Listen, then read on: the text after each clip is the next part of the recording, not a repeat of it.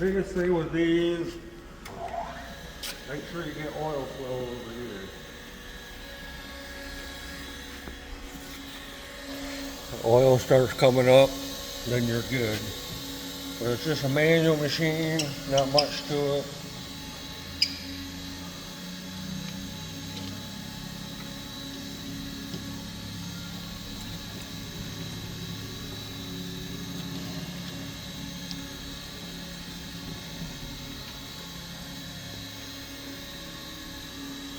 Elevation.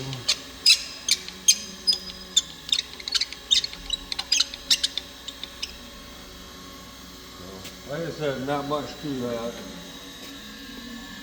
Then we'll get this one over here.